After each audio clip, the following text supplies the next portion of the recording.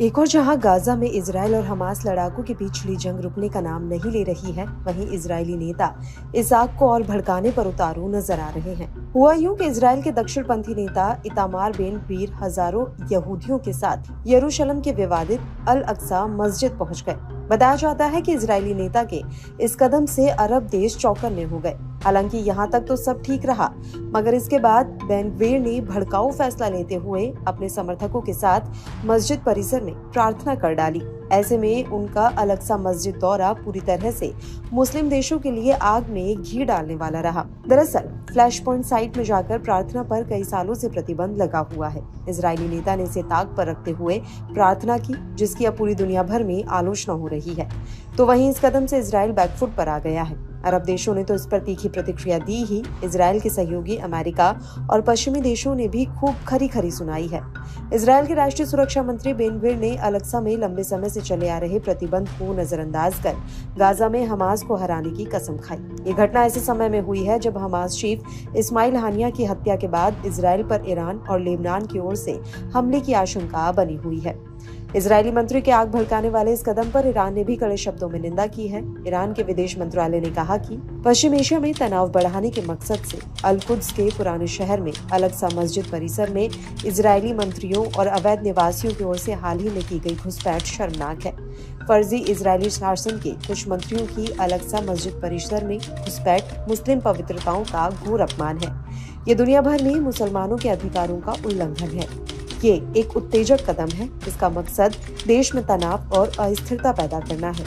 Israel फिलिस्तीनी मुसलमानों और मुस्लिम दुनिया की धार्मिक भावनाओं को चोट पहुंचाकर अपना युद्ध विरोधी नीतियों को आगे बढ़ाने का इरादा रखते हैं। बताते चले कि अल अक्सा मस्जिद को इस्लाम का तीसरा सबसे पवित्र स्थल और फिलिस्तीनी राष्ट्रीय पहचान का प्रतीक माना जाता है। इजराइल भी इसे यहूदी धर्म का सबसे पवित्र स्थान बताता है, क्योंकि मस्जिद परिसर में डोम ऑफ द रॉक भी शामिल है। इजराइल के लोग मस्जिद परिसर को टेम्पल माउंट कहते हैं। बताया जाता है कि इजरायली 13 अगस्त 2024 को यहूदी शोक दिवस मना रहे थे। बेन गवीर ने इसी शोक दिवस को मनाने के लिए मस्जिद परिसर में प्रवेश किया। ऐसा दावा है कि इस साइट को 70 ईस्वी में रोमन साम्राज्य ने नष्ट किया था, जिसे कई सालों बाद में प्राचीन धार्मिक धरोहर के तौर पर पहचान मिली, जिसकी याद में इजराइल के लोग इस दिन को शोक के दिवस के तौर पर मनाते हैं।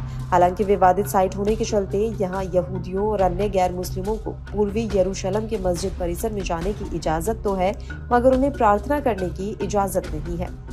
गौरतलब है कि साल 1967 में अल कुद्स पर इजरायली कब्जे के बाद इजराइल और जॉर्डन के बीच एक समझौता हुआ था। इसके तहत पवित्र परिसर में गैर मुस्लिम पूजा पर पूरी तरह से रोक का प्रावधान था।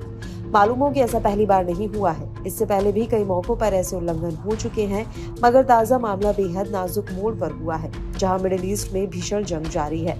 इजराइल पर एक साथ ईरान समर्थित प्रॉक्सी गुट टूट पड़े हैं, तो वहीं अब ईरान भी इजराइल को सीधे हमले की धमकी दे चुका है। दोनों देशों के बीच किसी भी वक्त बड़ा युद्ध छिड़ने का अंदेशा जताया जा रहा है। बता दें कि बीते कुछ सालों में बेन गवीर जैसे दूर दक्षिणपंथी राष्ट्रवादी नेताओं ने इन प्रतिबंधों को ताक पर रखकर अपनी मनमानी की है। इसका नतीजा पूरे इजराइल को भुगतना पड़ता है। तो वहीं अरब देशों का गुस्सा पूरी तरीके से इजराइल पर फूट पड़ता है। यही वजह है कि इन उल्लंघनों से फिलिस्तीनियों की हिंसक प्रतिक्रियाएं देखने को मिलती रही हैं। तो वहीं इजराइल को लेकर उनकी दुश्मनी और तीखी हो जाती है।